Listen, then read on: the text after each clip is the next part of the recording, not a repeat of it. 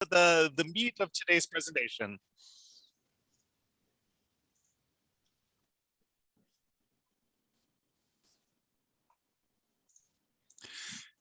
Good morning, everyone, and to our presenters in Germany, or participants, excuse me, participants in Germany, good afternoon. Welcome to our webinar on the acceleration of e-commerce due to COVID-19. We're certainly glad that you could all join us today. My name is Justin Flaxbart. I'm a Senior Manager of Consulting Services at the German American Chamber of Commerce of the Midwest, and I'll be moderating today's event. This webinar is part of a year-long series, which is supported by the Transatlantic program of the Federal Republic of Germany and is funded by the European Recovery Program, or ERP, of the Federal Ministry of Economics and Energy. This year-long series is aimed at exploring transatlantic trade topics disrupted from the COVID-19 pandemic and finding solutions to overcome these challenges together and come out stronger.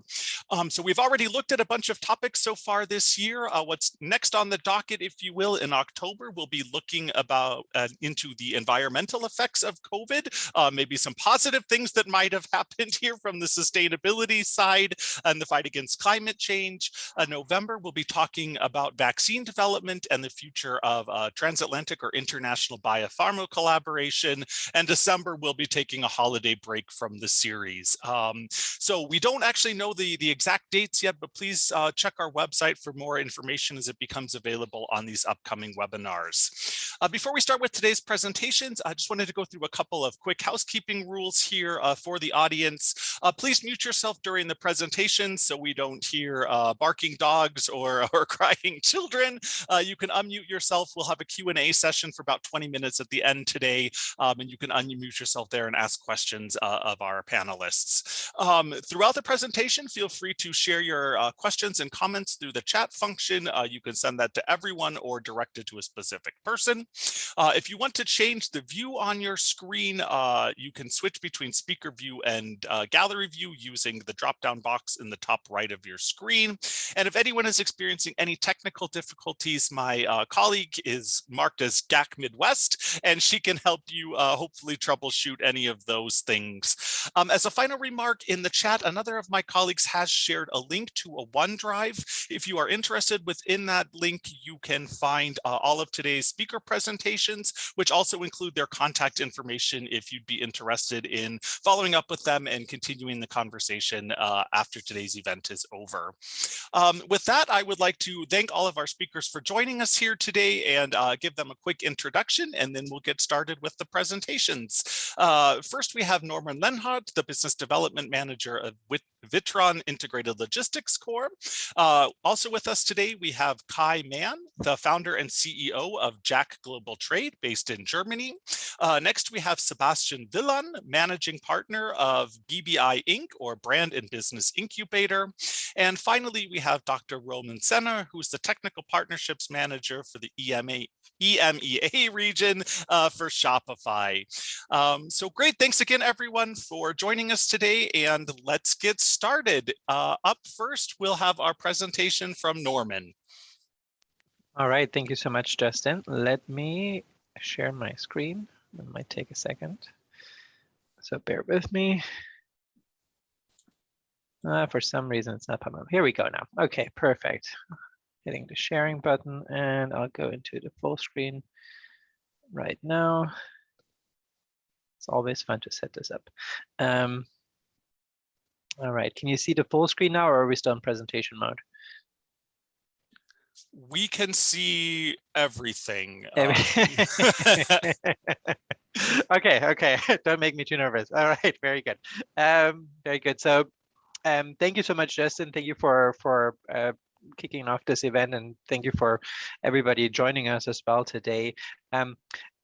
As mentioned before, if you were at the kind of intro session too, my name is Norman Leonhardt. I'm working for Witron. It's a company that is very active in the food automation space. And I'll go to the next slide. I have a little bit of a video. I don't want to go too far into this, but if this works actually, if these are actually starting, and I'm not sure. Yep, let's see. There we go. Okay, perfect. Just need to click on it. So just to give people a quick impression, I don't want to go too far into it, but basically the company is a warehouse automation company, very specialized in the food retail industry. Our clients in Germany are big retailers like Edeka, Rewe, Netto in northern Germany, to all kinds of other European food retailers in North America, Target, Walmart, Kroger, you name it. We can work in all kinds of temperature zones, dry food, in frozen food, fresh food, and so on as well. And so with that, given that our insight, of course, has been quite unique over the last couple of years, and over the last couple of months, even more when it comes to the e-commerce part. And also we have been very much influenced by the COVID pandemic as well. We're a German company too. I almost forgot about say about that. We're from the Oberpfalz, which is in northeast Bavaria, close to the Czech border. This is our headquarters. Are actually celebrating, and that's worth mentioning, our 50-year anniversary this year. Very typical German Mittelstand company that has grown from the family-owned one-man show to over 4,500 people, and expected to grow a lot more due to warehouse automation boom. Really, in the next couple of years, we're excited really to be hitting almost 7,000 employees in the next 3 years as well. Excellent. Norman, I'm sorry to interrupt you. I don't know if you're seeing what everyone else is seeing, but we just see a static editor screen. If you're going through your slides, we're not going through them with you. You might be sharing the wrong tab. Okay, thank you for telling me this. Sorry, I didn't want to interrupt, but I figured you probably don't want to still be on your intro slide at this point. Okay, you're still at my intro slide too, or? Yes, we're still seeing the intro slide, and it is in editor mode. I don't know, maybe you have multiple windows open. I shouldn't have. That is really odd. Let me actually exit it really quick and see if I can at least do something about this. Let's see. Hope I'm not going to drop. Let me actually unplug my other screen, and then that should solve the problem, but I might drop for a second. I apologize for the delay. Still there. Okay. Good. Excellent. Can you see? Yes, now we're on slide 4, and it's taken up the full screen now, so we're in presentation mode. All right. Let me actually go back really quick so nobody misses on these fun little animations here too. So really, when it comes to the food warehousing, it's really very, very very sophisticated food retail warehouses. So just saying that in the background, so you have that as a little bit of an overview, and I'm not going to keep too long in there. No, how can I go to the next slide? Here we go. Witron, but really coming to the actual topic now. So apologies for any delay here. How have we been hit by COVID? How has this really changed the game for the food retail as well? So on the one hand, of course, we have seen two things really, or two trends that happened for us. People started not going to stores anymore. One of the success stories that we have is for Boots in the UK, which is really in one family with the Walgreens Boots Alliance actually there too. But what we did over there is we had to overnight really transform a warehouse that is delivering to stores to really an omni-channel warehouse that is now delivering to stores and to homes in the UK as well. So that's one example here. The other example was that all of a sudden people were buying a lot of food, a lot of things from food retailers. As you know, as you remember, stores were empty. If you didn't go to the Whole Foods by my house in the morning, then in the afternoon you did not have much of a selection left. So we had almost a month worth of what we call Thanksgiving volume or Thanksgiving-like volume. So lots and lots of food. People were buying lots of food. And so we had to overcome this as well, and really had to run our automation a lot here too. On the other hand, we have a lot of trends where we see that other stores have closed down. especially if you go into the Chicago area too. You see Michigan Avenue, some stores have been closing down. So that's another trend. Food retail has not been affected by it too much, thankfully. Going into this omni-channel from our side, this is the new challenge that we're facing here. And really, back in the day, 10, 15 years ago, what we did was we delivered it to the store. People went to the store, they picked it up, they bought it themselves. Wonderful, great world at the time. Nowadays, everything is a lot more complicated. We have to deliver or make sure that from the stores and from dark stores, it gets delivered to homes, to houses, to pickup points, to the stores itself. There are click and collect stores in all kinds of different formats as well. And so we have a lot more complicated of a business. And this has shifted a lot of this too. And we thought years ago that food retail is really immune to the whole e-commerce wave, because fresh food, of course, people want to still get and take a look at their fresh food in the stores. Turns out it's not quite the truth. And then, of course, nobody saw that whole COVID wave coming up too, where really people were forced to do online shopping as well. Going into the next slide. One example here of what happened and how has that shifted, and this is really pre-COVID already too, but this is something that we see more and more coming, is we have dark stores coming up and micro fulfillment centers too. The advantage of this is that now we actually have small distribution centers within cities. We don't have to use necessarily the stores anymore to fulfill delivery orders, to ship that to people's homes. It has been a little bit of a pain in Chicago, at least in my neighborhood, to share the space as an actual shopper with online shoppers too. Online shoppers, very different. They're in the store for a very different reason than you are yourself. So service kind of declines, at least from my perspective. That has definitely happened, where you feel kind of like you are being surrounded by lots of online shoppers that are running around you, and you're the only one really shopping for yourself, at least at the height of the COVID crisis. That was one of the factors here. Another factor is that we really see here too, is that the stores that we have, where we see more and more fulfillment from stores themselves, from the typical grocery store. The problem is these stores are not made for this. They're built for the general person who wants to go shopping there. They're not efficient in a way to be picked from, to be shopped in for other people. You go there so for different product placement reasons, you go through the entire store. You want to look at every product, or you get to look at every product usually. If you want to buy your traditional grocery turn and so on. And so this is the dark store is kind of different there. It's a lot more efficient for people who really just buy for other people, who shop for other people. So that is one trend that we see there. And that is one trend that has been certainly accelerated. Of course, COVID has not caused more dark stores to come up, because it takes time to set this up, but it has certainly accelerated the consideration of food retailers to build such dark stores or to transform dark stores. As we see Dominic's here, if you're in the Chicago area, if you go to Skokie, up to Skokie or to Lincolnwood actually, then it has been transformed into a Walmart pickup store now. So same reasons here. Yeah, we have a lot of different shifts here too, to kind of these dark stores. I'm going to skip this slide really quick. Advantages and disadvantages, and what are some of the general factors that we see with food being bought online or from dark stores. The advantages, of course, are that you're keeping when you have a dark store like this, you're keeping people, the online shoppers, out of the stores, the ones that are running around, the ones that are not exactly sure what you want to order, or what kind of a spice actually is being ordered online.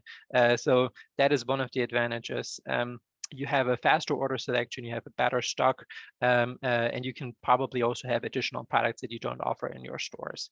At the same time, costs are a little bit lower too, in some ways, because you have this better storage system, and you have less labor in the end that are going to go around service. You don't have to have a nice, pretty store layout too. Disadvantages, of course, are some of them too, you don't face the shopper yourself. You have less control especially in the grocery store world. You want to kind of have shoppers to buy more, to consider this too, and to lead them through the store too. And really, in the end, the one thing that this does not solve is you still have the last mile, which is very expensive. The shipping from kind of from a store to a home is expensive. So this is still not solved. And having multiple temperature zones is also complicated. Having that in a store or in a dark store, and integrating that from a warehouse perspective, that is easy. From a store perspective, that can sometimes be a little bit more difficult too. Looking into Germany, how is that actually happening over there? It's interesting too, from a going back into the past, to how has that happened? I think Germany has been a little bit behind on the online grocery shopping, at least when it comes to dark stores.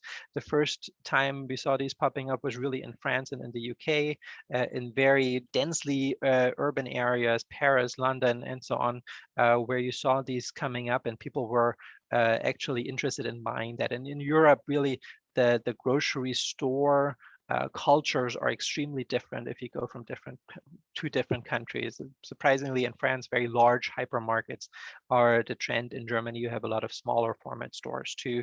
That has been slowing down maybe the trend a little bit, but you see this coming up more and more in Germany as well, with new apps, with new companies coming up that are delivering this too. Edeka is one of them, for instance, also in the, as you probably see in the background here, if you know Germany well, in the Rhine-Ruhr area, a very densely populated area where this certainly makes sense as well. I'm going to skip this slide in the interest of time, since I wasted a little bit on showing and not really showing any slides here. But really going over this is what does this mean for us? So we're not only looking at the warehouse itself anymore, but we're looking now at everything in the supply chain, really end-to-end supply chain, from the delivery from the suppliers until really the last mile delivery, until the last mile to the store, to the house, to anybody really getting their products. It is complicated to fulfill food orders to houses, different temperatures, different kind of freshness requirements too.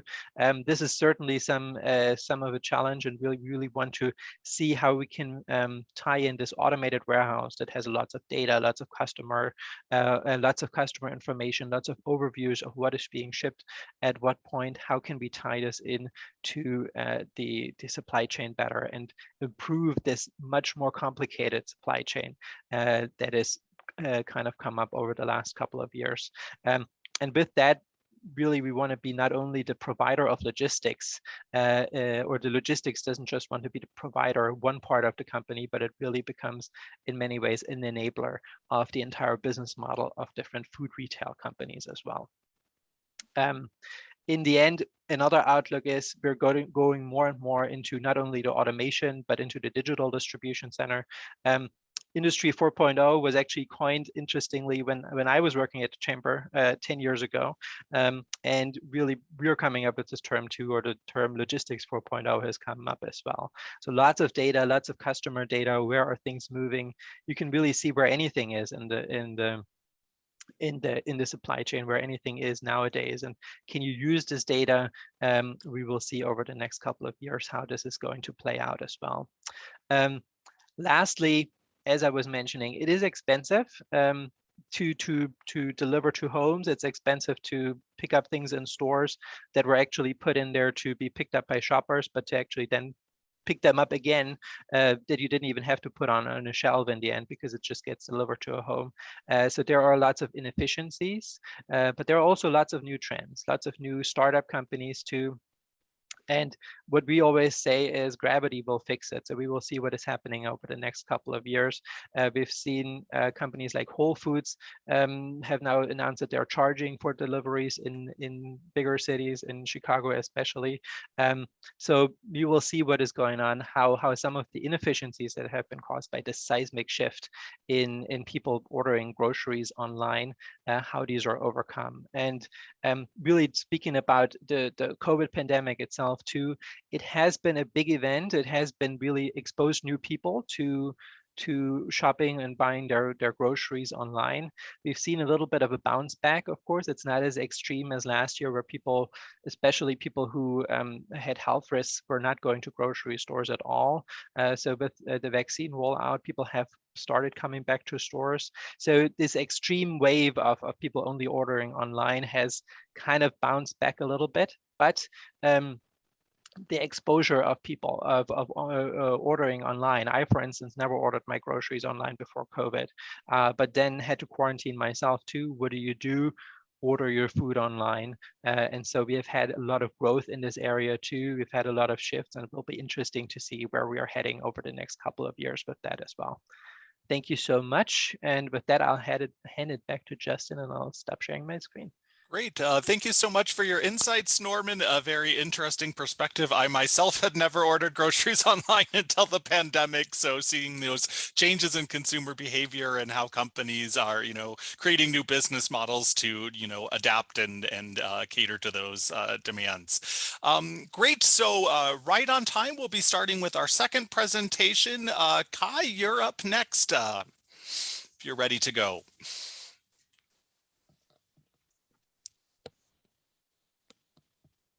Hi, yes, I am.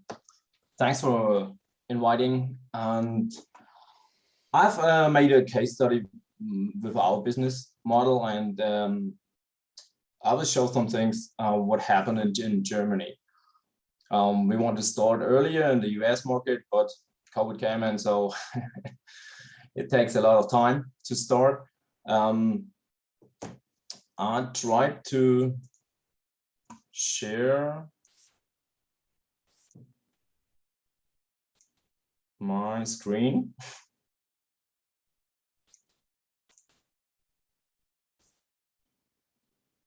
Okay, everyone can see the screen? Yes. Yes. Okay. Yeah, e-commerce. Since COVID, something has changed. I'm now the CEO of GACC Global Trade in the US, and I'm the COO in Germany. I've 10 years in e-commerce, and my partner, Alex Günzel, we have 15 years in e-commerce. He is the CEO in Germany. I'm the US part, so I'm here, not him. Our German company is founded in 2009, and we sell barbecues, accessories, pressure heaters, and something like that. We were a wholesale store, and we sell to hardware stores, to wholesalers, and they tried to be on e-commerce as a vendor on Amazon. And 2018, Alex and me come in and say, oh, that's not a good way. The best way to sell is be a seller, not a vendor. So we thought 2018 on Amazon.de, eBay.de, and our own online shop. Now we sell on Amazon.de, France, Spain, Italy, Poland, Sweden, Netherlands, the online shop, and eBay in the big four in Europe. Not in UK, because UK is stepped out of the European Union, and there's some problems with taxes and stuff like that. For everything who didn't know what happened in Germany, we have COVID came in February 2020 and raised, and the German government make a lockdown in April, and then the things go up and up and up, and the whole e-commerce thing was like a rocket. It was amazing, but there was a lot of problems. With this lockdown, all hardware stores were closed, all wholesalers were closed. In Germany, we have a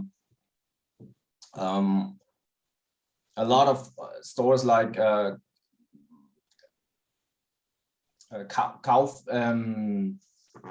Galeria Kaufhof, someone knows this, it's like Macy's, and they're all closed.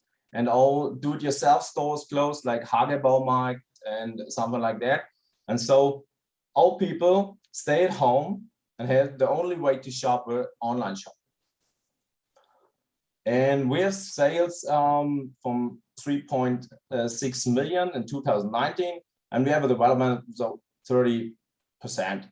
In 2020 was 7.5 million on sales, and we have development from 100%.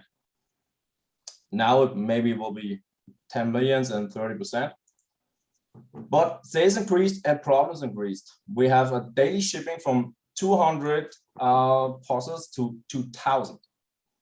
So the problems is the German DHL is German Post, if everyone knows that, and they cannot pick up so much parcels.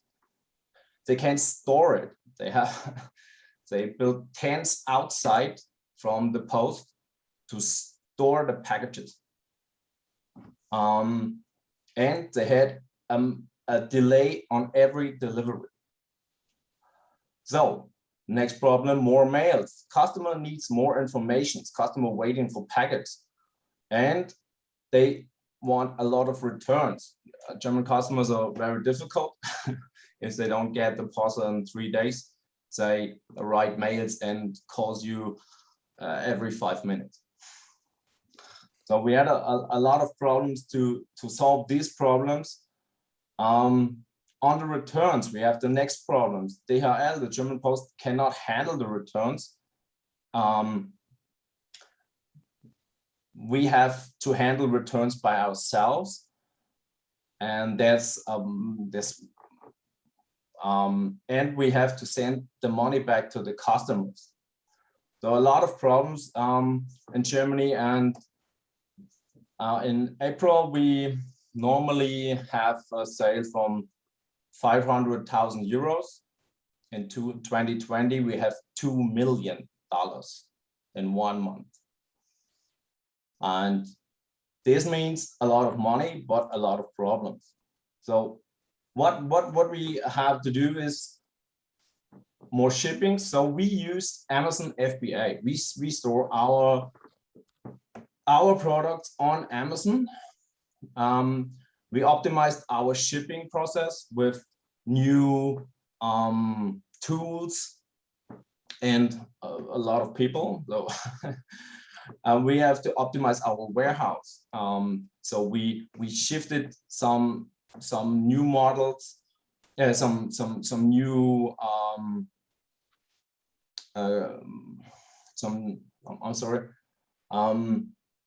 we shifted from 2 warehouses to 4 warehouses to manage this. 1 warehouse only for the returns, so we don't mix it up or something like that. So we have a lot to do, and on this we're working 24/7. On April, on May, and June, I worked 7 days a week, and all my colleagues too. More mails. We hired more people. We hired a lot of people, but you have to develop them. They don't know what happened and what to do at the first days. We created new templates for the emails. We optimized the return handling. So in the normal way, we want some pictures and we want some explanations and some reasons why they want to return and what happened on the grill. So at this time, we just accept every return and pay the money on the same day. That means a lot to do, and a lot of money were transferred every day. For returns, there was one of the biggest problems.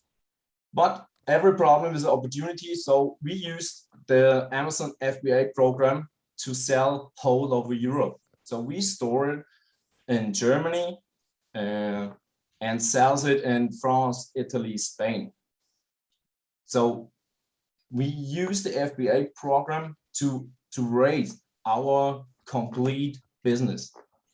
And now we're selling on in France, Spain, Italy, Sweden, Poland, and so on. One of the best things is that Amazon takes care of the delivery and the return and all emails, all questions about this with the customer. So we do not have to do it on our own. So Amazon does everything for us, shipping, returns, and emails, and we can grow up. Sorry, this was the wrong slide. Now, online sales, I think online sales will grow up more and more. The normal buyers who drive to the city and looking for a parking slot and something like that, now sitting on a couch with a laptop, a tablet, and they can shop easily. And this is the best thing they have, the best thing in e-commerce. A lot of people has to do this because they can't go to the city. And normally they go and shop around, and now they can't. They have to buy online, and they will buy online in the future. I'm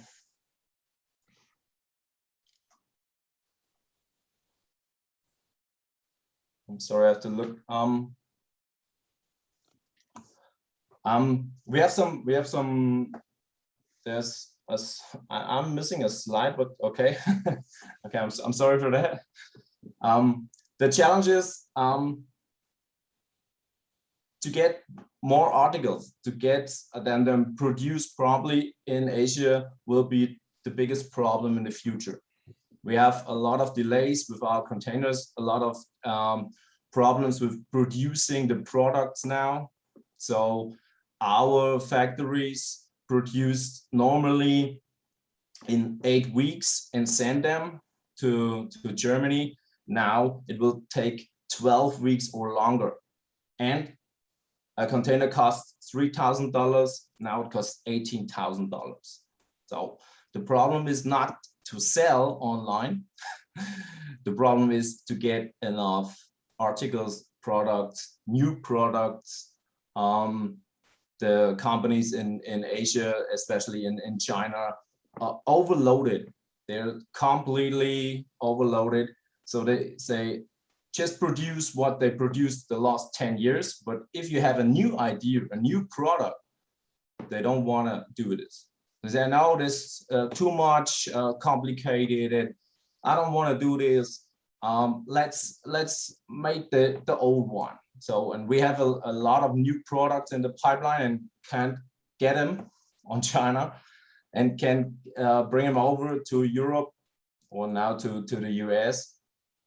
And this is the biggest challenge. E-commerce runs for itself.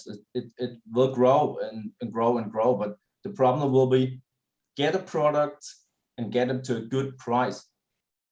When you pay 3,000 euros on 1,000 products, this is 3 euros or $3 on one product. Now you pay 18,000, and the prices will go up.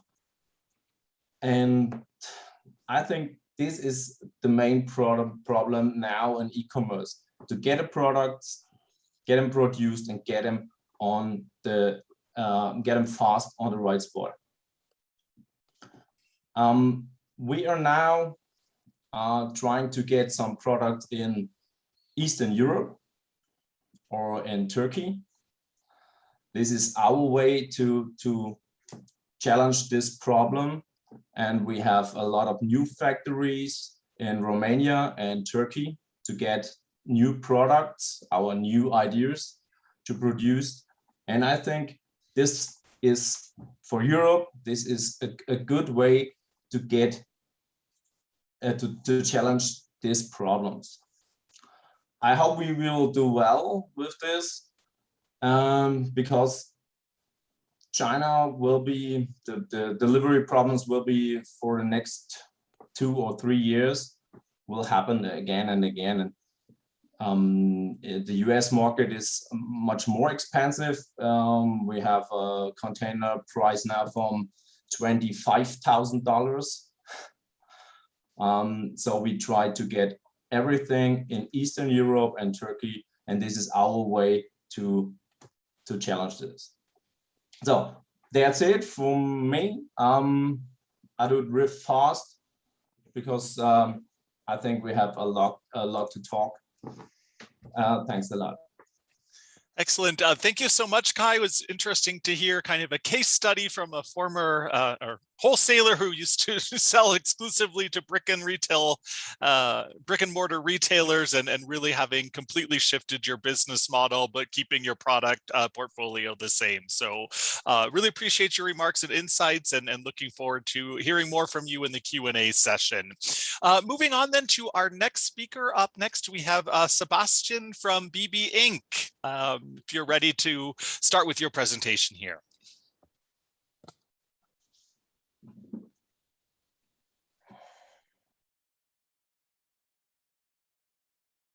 We see your presentation, but I think you're muted, Sebastian.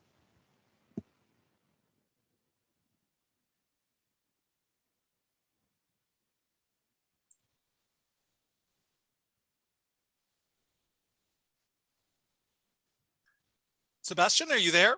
Yeah, sorry. Oh. It took me a while to. I was trying to find the unmute button.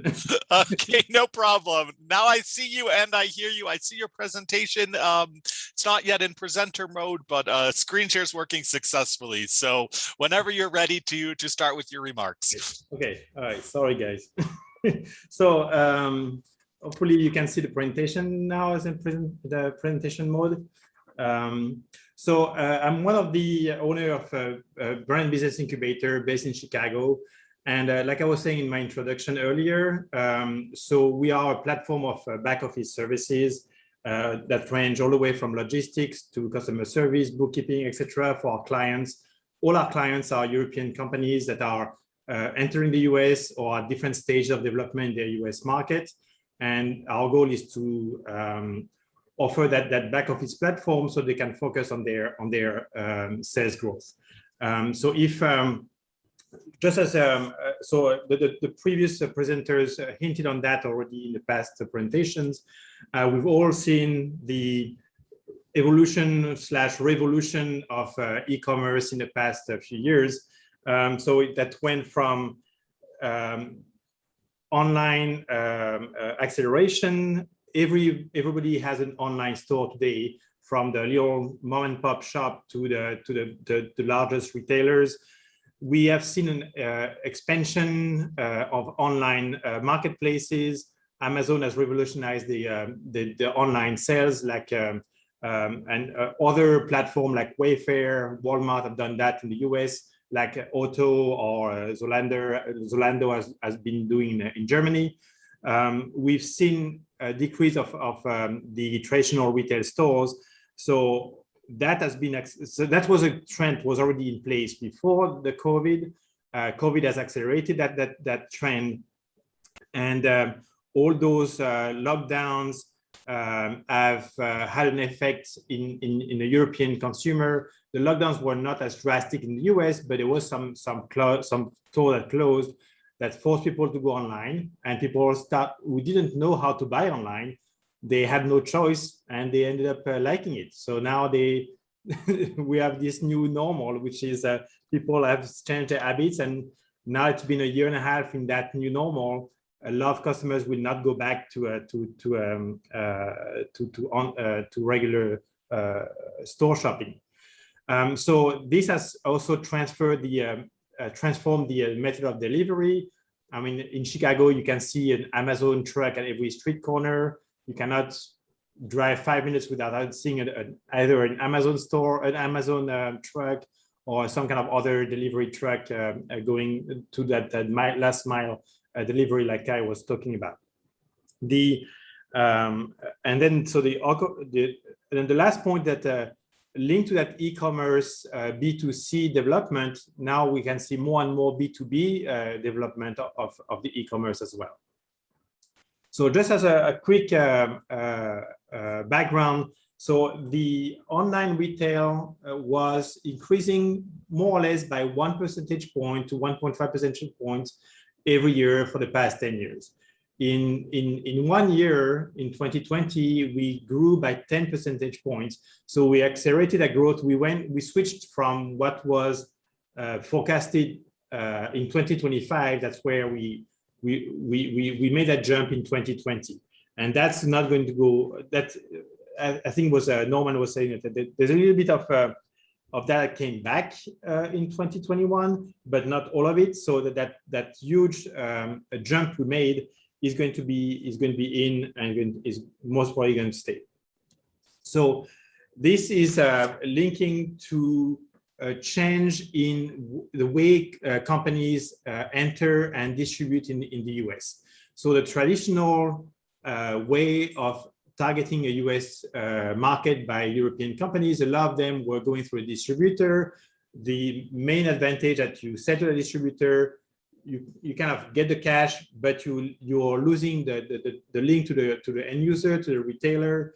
Now those distributors, now with the revolution in e-commerce, now you have the opportunity to reach your customer directly. You can bypass the distributor, reach your end user through your own website, reach the retailer through a B2B website, and reach other platforms directly as well.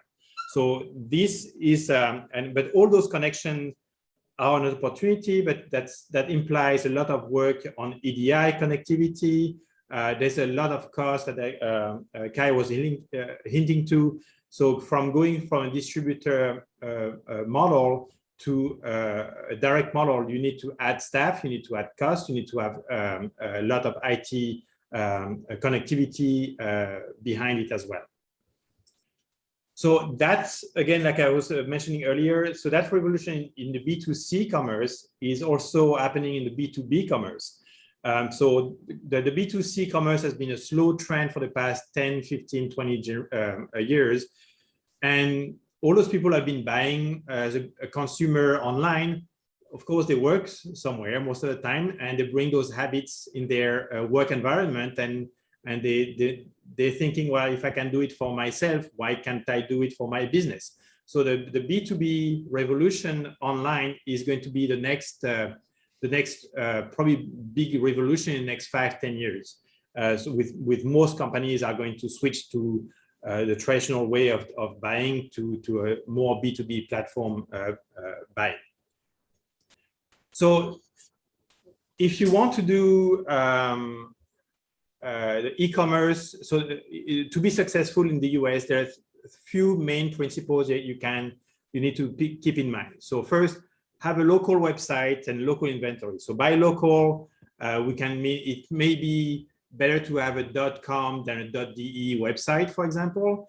Make sure that your English is not a British English, but an American English in your website. So there's a lot of things that a lot of companies, and I was talking to a British company a few weeks ago, and they wanted to come with their British website in the US. And okay, yes, people will understand, but most probably there will be a few words here and there that are not what are the used words in the US. Use local currency means of payments. So accept US dollar payments. So that implies having a bank account in the US most of the time.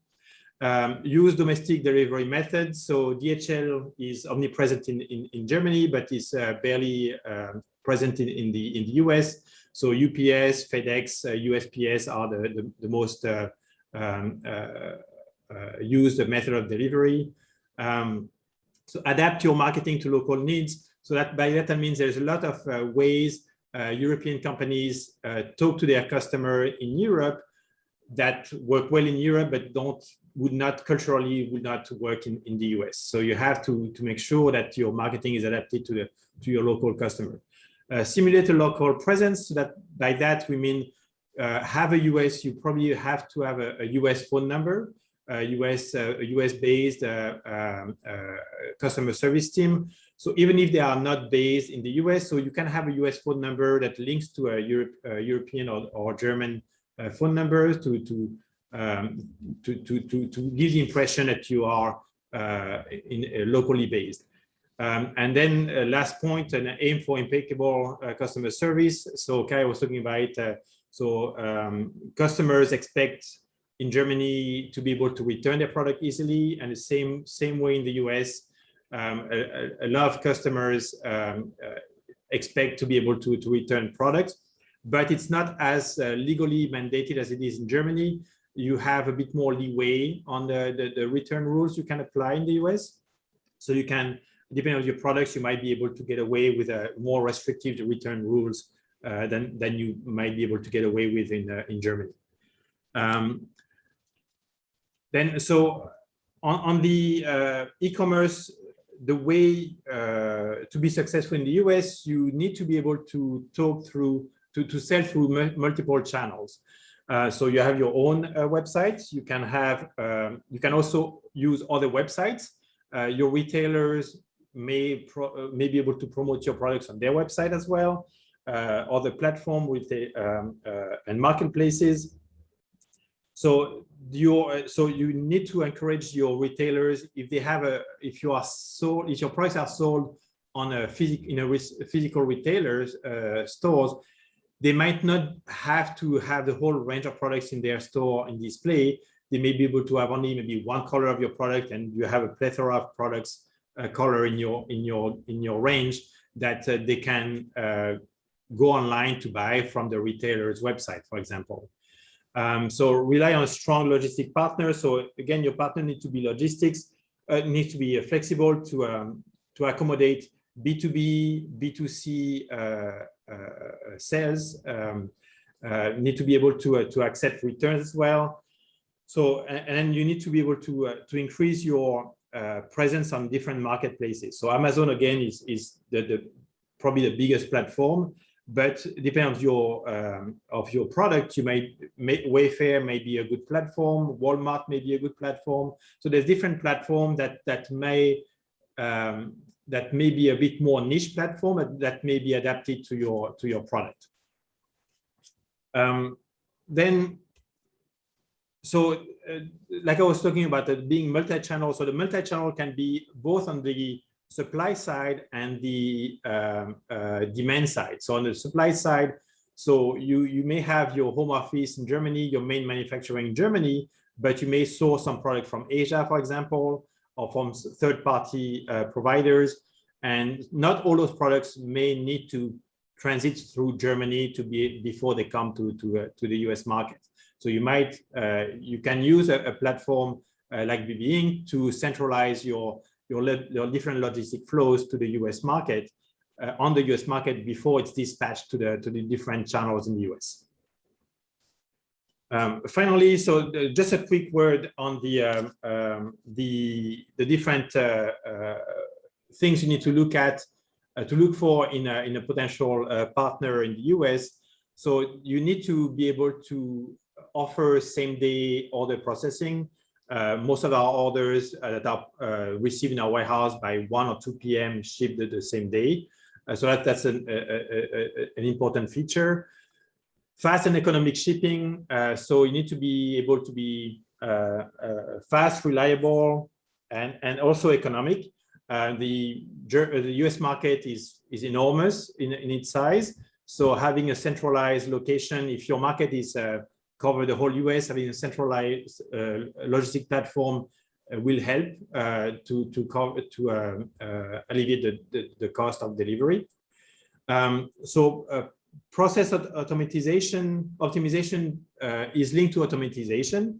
So it can be through a Shopify platform, so for your online sale, to having the as much as possible linking your different platforms to a centralized location. So that links to the fourth point on all the connectivity of the different systems, whether it's your online shopping platform to your main retail platforms. If you sell through a Macy's or Wayfair, you need to be able to have as much as possible connectivity with your system to avoid a double entry, which means the more double entry, the more errors you have. So try to integrate as much as possible all your system to avoid those errors, and then also help fluidity of the communication. Fifth point, so handling returns. So Kai was mentioning how difficult it is for in his arena to have seen that huge jump of returns. Like I said, so the consumer expect to be able to return products, and it is a nightmare for everybody. So not only for German companies, but in the US companies as well. So although you might be able to offload that partially to Amazon, it's a nightmare for Amazon as well. There's no no magic bullet. Everybody thinks that returns is a nightmare. So I personally think that more and more people are going to realize that it is a nightmare, and there's going to be a cost associated with that.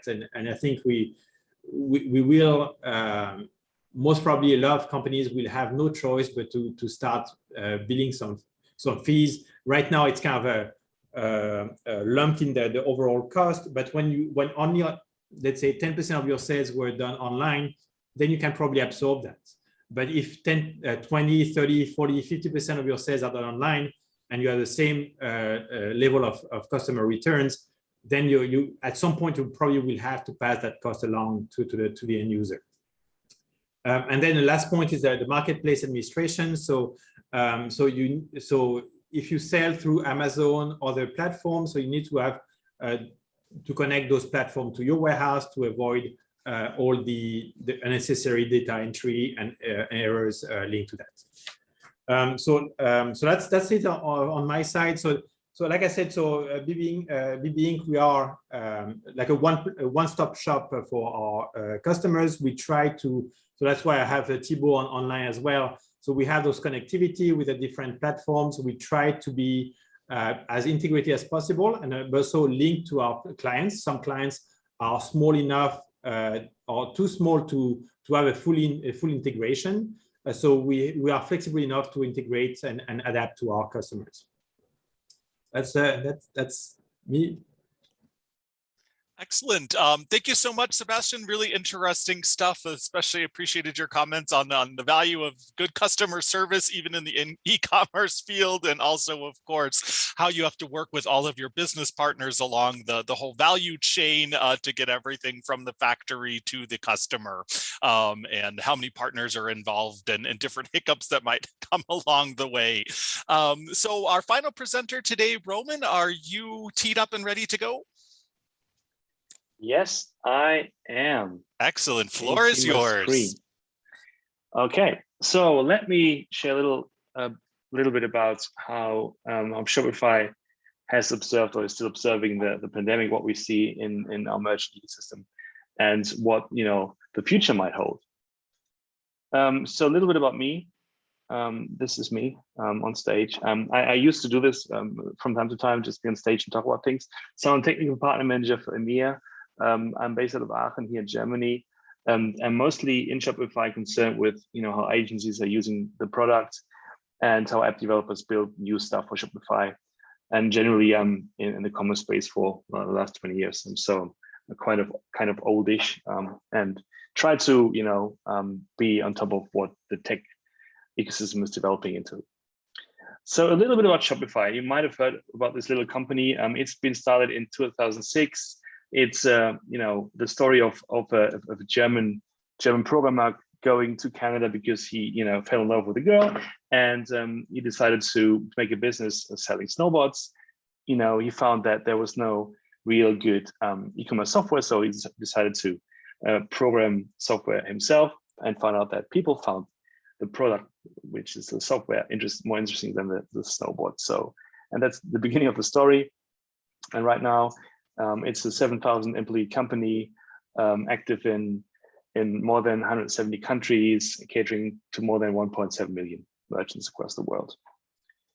And essentially, it's your all-in-one solution for building a web store. So it's a software as a service platform, meaning that you don't have to install anything. You can just go to the website, you can open a shop, and then you have everything available. Starting from obviously inventory and products, images, there's checkout, there's payment, there's logistics integration. We offer services such as Shopify Capital, where we actually lend money to merchants. So essentially making it very easy for merchants to do their business and to grow And just a quick overview of where we're active. So this is basically where we're growing at the moment. It's in US, Canada, North America. It's a core markets, but also the EMEA is getting stronger, like we see today. So this is just a very quick overview of who we are. Let me just dive deeper into what we've seen from the beginning of the pandemic in 2020, and I'll share a little bit about what we did at Shopify, but also quote from a consumer study we did here in Germany, to find out more about what consumers are thinking and how they are adapting to the needs.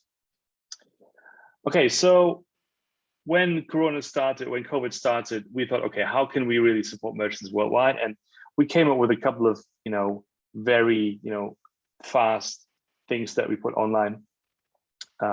For example, we launched something like a 90 days trial instead of a 14 days trial, what we have right now. So increased this to 90 days, and then offered a whole bunch of new functions, which enabled local merchants to ship from their stores, because at the time, everything was closed. So the only chance merchants really had was to, ship stuff from their stores, or make sure that that they could offer customers to pick up, from the stores. So essentially, this whole idea of connecting the online and the offline world, we really tried to act very fast and build functions for merchants to benefit from that and to support them short time.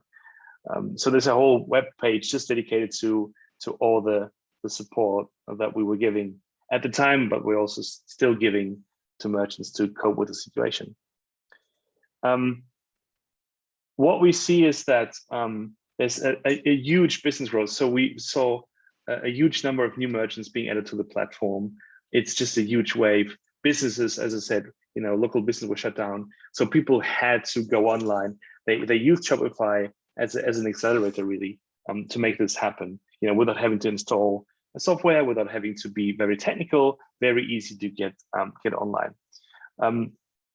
What we're still seeing is that we have, I should probably say that, also a POS integration with Shopify. So as a physical retailer can also use Shopify in your stores, and we see that popping back to normal levels. Now markets are growing, but the main driver, as we can see, it's still the online world. I mean, POS is sort of an addition to our model, but the main growth is really B2C, direct to consumer e-commerce growth. And we, in this quarter, we have seen like the biggest quarter yet. So this is the GMV that our merchants combined reached in the last one in Q2, which is more than $40 billion sold via the platform in total. I mentioned omnichannel, and this is sort of a term that keeps coming back to us, essentially meaning that regardless of where your customers are, whether they they are on their mobile phones, or whether they're in the stores, or whether they surf the net via laptop, they can still consume at this sort of location, and a merchant can access and address those audiences via different channels. And interestingly, like I said, I quote from the study, which I can share later on, by the way.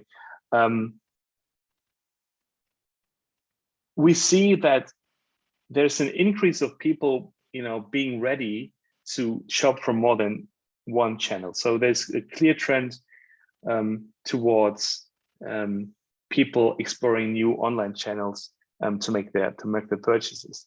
So it increased like from 18 to 26%, those people who are prepared to shop on both channels. And even though most merchants in Germany, most customers in Germany prefer to shop online, it has decreased considerably. So people, like you mentioned this before, grocery shopping. Now that people tried out these things, they tried out how easy it is to buy stuff online, and they will now stick to this, and use this in the future. Payments is also a very important thing that we see. Cash payments is going down. So shoppers, they love, or increasingly use contactless payments in stores, which is also very interesting. I realized this, 1 year ago, it was totally impossible for me to go to a bakery and buy my bread with a credit card or pay for it with a credit card. Now it's totally normal. People don't want my euros. People don't want my cash. They just prefer the credit card and the contactless payment. So this is something that that we have seen, and that this is massively changing the physical retail space. The next thing I should mention is inventory, and this is also something that has been accelerated by COVID. Is that people now are totally used to checking the inventory of a local store when they are online, and vice versa. So they don't have to go to a store only to find that the products they're looking for are not in stock. So they really deliberately check the items for availability, and this is something that we see in both directions. So either people in store are checking whether they can purchase stuff online, or vice versa, people who are at home checking the inventory of the local store. So this is a massive shift to say more information, more transparency regarding who can deliver what and what's in stock at a given moment. And I guess the third thing that I'd like to highlight is what we call social commerce. And I think Sebastian mentioned this or alluded to this already. It's this whole idea of making sure that retailers are owning the connection and the communication channel with the customers. So social commerce is a great example for this. So it's essentially saying people are using channels such as TikTok, Facebook, Instagram, and all these things, just to stay on top of the news, to follow their the famous, I don't know, actors or musicians, whatever. And whenever a new brand comes onto those platforms, we'll see a shift that young consumers, especially, they are very much influenced by what's happening on those platforms. So they find new brands there, and so the younger the consumer is, the more likely he or she will be to find those brands on those platforms. That's why we say retailers are going to the people. It used to be the case in e-commerce, and I remember the case when e-commerce started, like 20 years ago, when you had to have a shop, and then you would have to invite people to come to your store. Now it's essentially the other way around. So wherever people are, wherever customers are in the world, in terms of where they're moving on social platforms or wherever, retailers need to make sure to be there present as well, to offer the services. And that's why social commerce becomes so important, because now that we see this trend that people are spending more and more time, having a good time on social media, it's a great potential for retailers to really address these audiences, and that's why we are focusing so much on integrating. So that's what this last sentence is saying. So essentially, if you're on Shopify, you just basically one-click install like a TikTok integration or a Pinterest integration. You can choose a couple of products and then click another button, and then those products will be, on your Facebook, Instagram, wherever page, and people can just, look at those products and put them into the shopping cart and purchase them. So for us, this is a really great option for brands to present themselves, and sell to consumers directly, rather than having to go through a big, distribution chain. I think this is it from me. Really like the idea of, brands, independent brands, smaller businesses, having the ability to get in touch with their customers without having to spend, massive amounts of money on, advertising, just being able to build a brand, influence and sell products to the customers, and having Shopify enable this transaction. I think that was it. Thank you very much. Excellent. Thank you for your presentation, Roman. Once again, very interesting stuff, especially about the social commerce aspects and how these retailers are connecting directly over these social media platforms. It's a very important part of the e-commerce world is building those brands and getting consumers' attention. So appreciate your remarks on that. With that, we've come to the end actually of our presentations. So now we have roughly 25 minutes just for a kind of open discussion with our speakers and attendees. If you prefer, you can shoot your questions over in the chat function and I will kind of moderate them. Or, I think we're a small enough group that it's manageable if people just want to, kind of jump in and ask their question directly, that's okay. I don't see any questions yet in the chat, so I'll get us started with one thing that's interesting to me.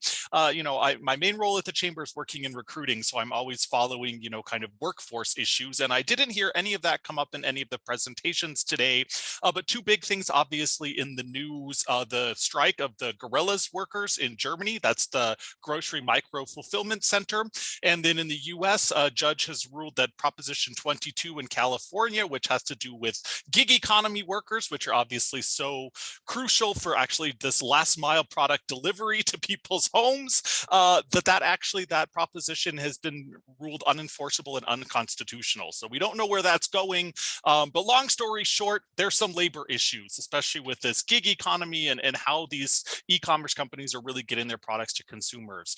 Where do you see this going, and what can companies do to kind of protect themselves against maybe some of these issues that may be a little bit out of their control? So so my take on your question is slightly a bit different. So I think so labor issues, I think everybody faces labor issues. So not only linked to the gig economy, but my opinion is that the reason why there's a lot of the labor issue we see today, and you see in the news that there is 10 million jobs, but or 8 million jobs that are unfulfilled, but 10 million people looking for jobs. So I think there's a mismatch on where the labor is, and I think that so like I was talking about the slow evolution of e-commerce from normal retail to e-commerce that I was going by 1 percentage point more or less per year, where they did a huge jump in 2020. So the labor that was downtown in Macy's, that was when the store closed, that person who was working at Macy's may not have a car to go to a warehouse in the suburbs where the new jobs are. So I think that's the some of the mismatch. So Norman, we were hinting that a lot of stores, and I think we see the trend even in Chicago, a lot of stores are bringing their last mile as close to the last mile as possible.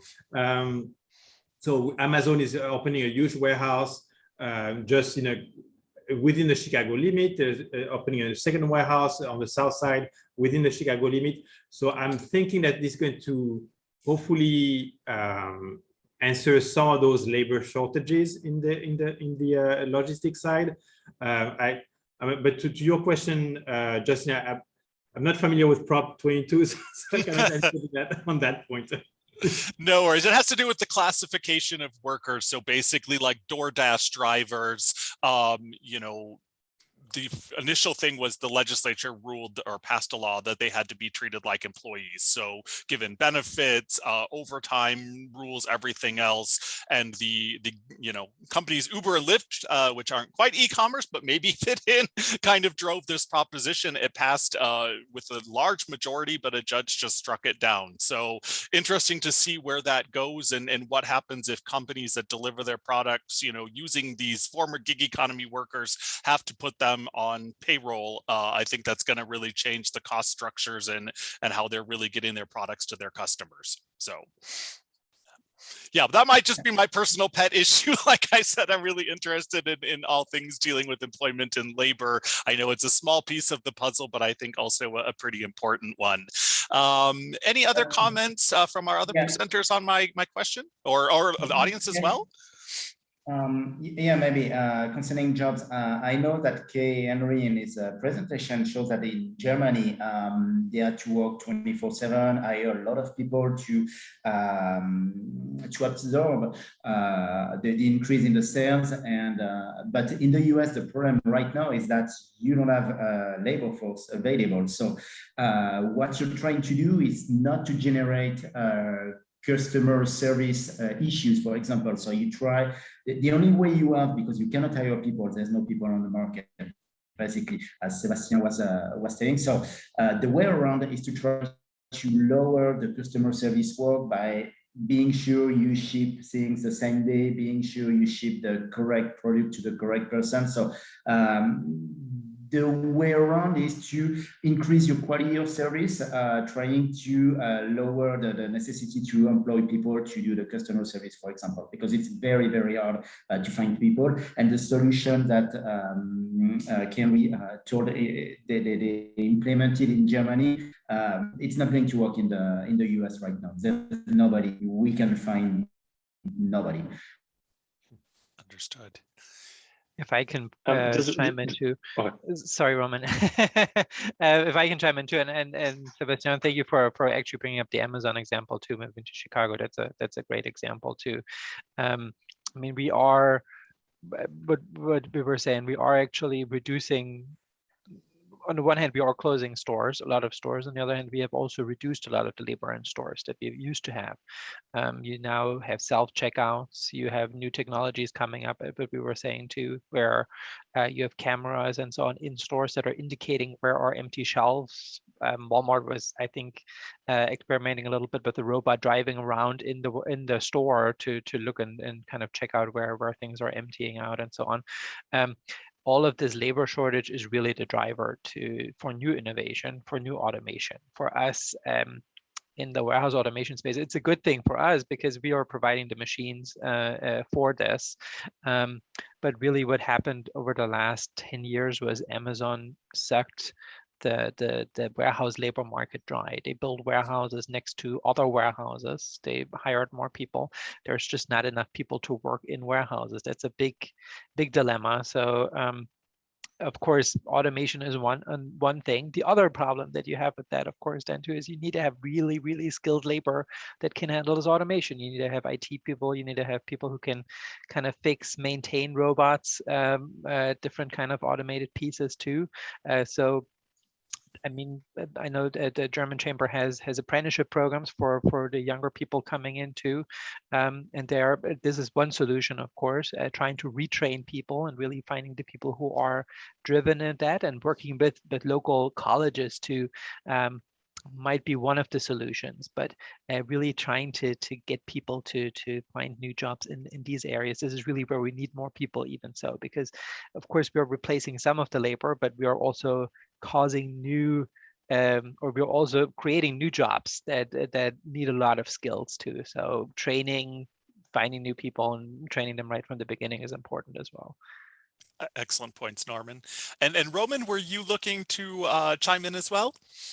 Yes, just regarding last mile logistics, I think we're still in a very early kind of Wild West phase of e-commerce where we rely on cheap labor to drive the business, and that's not sustainable.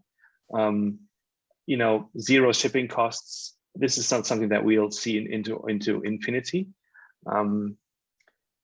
So that's something that's definitely going to change, I think, because as I said, it's not sustainable, and I don't know whether we as a society will actually ever accept this totally. But there's also like a possibility for companies to differentiate themselves and say, well, we're offering extra service. We're making sure that we treat workers fairly. And we see that, more and more younger shoppers actually, for them, it's important to know that, that their products are, sustainable, but also that the way in which the products come to them is also done in a fair and human way. So like I said, it's still very much dog eat dog out there in last mile, but I don't think this is gonna last forever. Excellent. All right. Other questions from the audience, from the group? I had two actually, one for Norman and one for Roman. Norman, when you were talking about the grocery shopping and that sort of thing, have we seen behaviors change again? When it all started, this was really the first time many people in our generation saw scarcity in the larger cities and, and people, emptied shelves. Is that changing again? Are they not buying in bulk, or are they just kind of going more often? Are you seeing that happen, or is that kind of over? Like we had it, the fear is gone, and yeah, and it's definitely true about the first in a generation too. Actually, I was born in East Germany. I know a lot of times the shelves were pretty empty, or it was hard. You had to stand in line a long time to get that. So it's like that, and that kind of memory came back. And it wasn't a memory for me because I was too little to remember that, but that was kind of like a comparison that I made in my head too. Regarding your question, I think the problem with that, when you were saying in bulk and so on too, I think people still have their own preferences, where they go, what stores they go to, and so on. So they would go, if they want to order, for instance, in bulk or buy something in bulk, then they would still go to Costco, right? Everybody has their own needs. If they have a large family and so on, that's where they prefer to go. People still go to Whole Foods if they want to have their smaller orders too. What I would really love to happen is to see kind of, and this is a lot of the goals and a lot of what people are talking about now, is to reduce some of the waste too, by what you were saying, to having actually people buy maybe smaller amounts of food, or have it more readily available. Other things, there are like vertical farms being integrated in stores and so on too. Has the behavior changed? I would say for some people that might be true, because they just see how different this can be, how much that you can actually order twice a week and you don't have to go to the store. I think in some of the kind of setbacks that came were that people are ordering from food retailers, and then they found out, my item wasn't delivered, or they couldn't find the right substitute, and then they either had to make a tour to the store again, because they just needed that item to make their recipe, whatever they wanted to make. So that was sometimes a nuisance for people, where that kind of drove them away and maybe made them go back to the stores. On the other hand, I think what it has changed a little bit too, what I was hinting at earlier too, is you're missing out a little bit on the opportunity to lure customers, and this lure is a bad word, but you're luring people to buy more in the store, right? You see people, you can smell things, you can touch things, and so on. As much as websites are doing a good job on that too, and suggesting new things and what else can you buy with a certain item, I think they're not being quite as successful as if you go to the store. You reward yourself with chocolate, things like that at the end. When you check out, everything is placed in a nice way. So I think that might change a little bit, has changed a little bit, like consumer behaviors when they buy online versus in the store. I think that people are buying maybe a little more conscious. Okay. And then Roman, the question I had for you is something I'm running into when you mentioned the omni purchasing. Is we have a couple of opportunities, whether it's through Stripe that we resell through, or another vendor, to have these omni accounts. I know with Shopify, at least I hear this, you guys have rules against the payments and who can be used, and there's an add-on fee by Shopify for certain ones. Is that something that will continue, where if like I'm a small retailer, or I'm a retailer and I have one account that can go over web or retail, and I want to link that to a Shopify account, whether that's through the new Stripes retail side or the others, is that something that you guys will revisit, or are those rules and those added fees going to stay in place, do you think? So what we announced at Unite, which is our worldwide developer conference a couple of weeks ago, is like a new payments platform. So we're gonna handle payments as flexibly as we have handled the App Store. So right now, because of essentially scalability issues, we have sort of a limited amount of payment service providers being hooked up with the platform. This is going to change massively when we open up the platform. So in the future, that we'll have much more diverse and much more diverse ecosystem for payment service providers for all parts of the world. Awesome.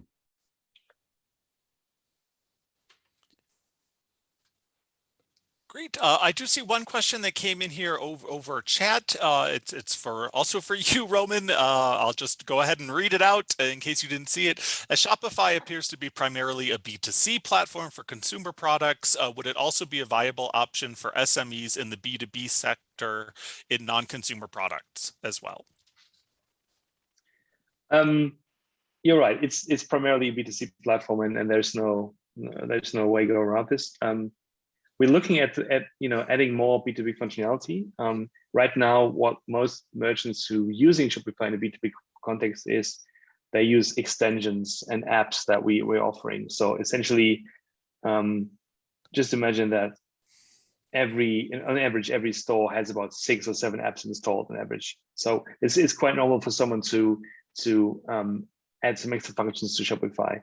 And there are some great tools out there which essentially one-click install into your Shopify store, and then you add B2B functionality to Shopify. So you can cover lots of these cases there already, but this is something that we're also looking into to integrate more into the core platform.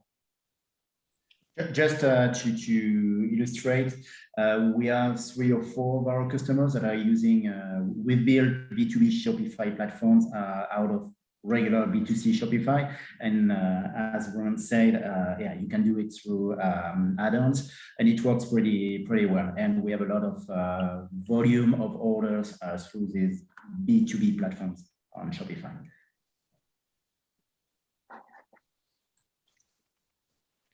Great. Other questions from the group? We've got about 7 minutes left here before I do my closing remarks.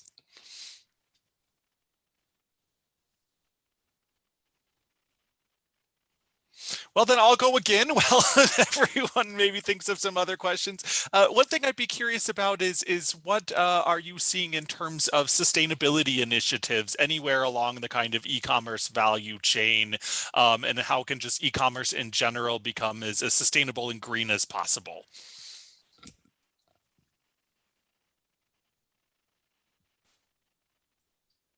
My first point on that was that by definition, e-commerce is probably not very green. Well, not the e-commerce side of it, but the logistic portion of it.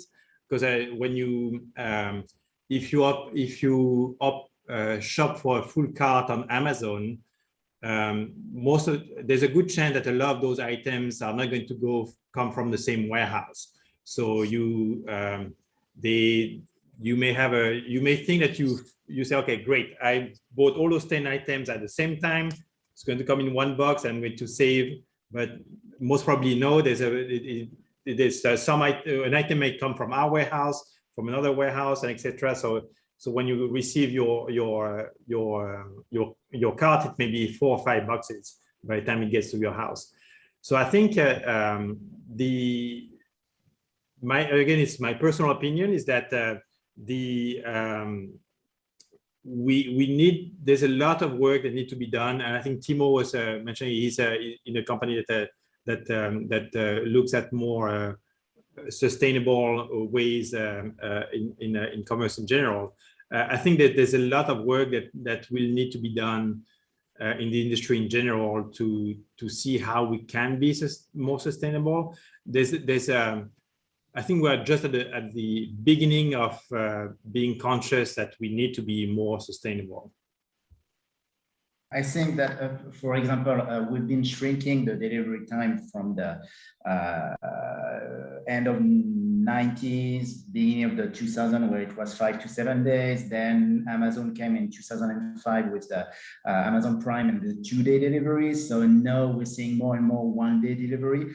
And sometimes it makes no sense. I mean, when you're ordering online detergent, for example, and it comes at your home in 1 day, and you just take the box and put it in your drawer or somewhere or in your laundry room, because you're not going to use it right now. It's not just replenishment. It makes no sense. So I think there's some space here to work on sustainability on the e-commerce and define priorities in the shipping times. Okay, because everybody wants everything in 2 days, and sometimes it makes just no sense. You know, I think it's also just important to if you look at commerce, right? this is like a very heated debate going on between, okay, what's more sustainable, like local business or online business? And here in Germany, we have like a say 15% share of online versus 85% offline, right? And there are studies out there proving that it's sort of more sustainable to order your stuff online rather than having everybody go into the city and buy stuff there in stores, right? So depending on what where you are, you might find that commerce, online commerce, is already like the most sustainable version of commerce in general. But again, there's also something, I guess, where retailers, where online merchants can differentiate themselves and say, well, this is what we're doing to say offset some of the effects of sending out stuff. So, for example, as a platform, we offset all carbon output during last year's Black Friday, Cyber Monday. So I think it was like 62,000 tons or something that we offset with various programs. So we did this as a platform, but we also realized that the choices that shoppers are making, how they choose their brands, it comes down to they want to know how products are being shipped to them. They want to know how much plastic is in the box. So there's like a growing awareness, especially among younger generations, really being aware of mindful of what they actually ordering and who they're ordering it from. If I can chime in too, I mean the last part really is from the food side too, is of course you're generating a lot more waste, a lot more packaging by having groceries delivered to your house. Anybody else probably everybody who has ever gotten groceries delivered to their house, I don't like it, but you get your bananas put into a plastic bag, anything that you probably wouldn't even put into a plastic bag, at least I'm very conscious about not using too many bags there, is packed separately. So there is a lot of new waste. You have the cooler bags with the little the bubble wrap around it too. Things that people would probably not do if they went to the stores themselves. So that's generating, especially on the fresh side, a lot more waste. There have been considerations. How can you avoid that? Can you maybe have a preference or maybe have a little button there and say, please don't waste plastic bags and so on? Is this doable? Is questionable, because even if you order your food and you tell them you don't want the plastic cutlery in 50% of cases, they put it in there because they just don't care. So whatever, this is what happens. And even if you give that signal to somebody who is doing your shopping, that won't happen. Other thoughts are, when I was talking about dark stores too, there are some automated dark stores being developed out there too, is that anything that is dry, that is what we call dry foods, anything that's canned, cornflakes and so on, all the stuff that's dry and is durable, gets picked automatically. And then there is a small store platform where you have your fresh food, your meat that you can pick out yourself, so you can kind of combine it, but then you still have to make your way to the store. So there are hybrid concepts out there too, that might be a solution to this, but still lots of waste that is being created. And there's not really the solution for that yet. So we'll see what happens with that in the future. Maybe there can be standardized boxes or something like that for that as well. Excellent. All right. Well, looking at the time, unfortunately, I see 2 more comments here we're not going to have time to get to, but I would encourage everyone before we close the platform here, if you haven't already done so, go into the OneDrive link and grab those presentations, which will also have our speakers' contact information so that you can follow up with them and continue the conversation offline here. Once again, I just want to thank everybody for coming. I found this to be a really interesting and engaging conversation. I'm not an e-commerce professional myself, so learned an awful lot today from everyone. Thank you especially also to our speakers for donating your time and expertise today with our audience. And once again, there will be another event in October, this one talking again about the environmental effects of COVID and the overall transatlantic fight against climate change. So stay tuned for that. Hope you can join us again. Final thank you to everyone and enjoy the rest of your day. Thank you. Take care. Bye-bye. Thank you. Bye-bye. Bye. Thank you. Bye.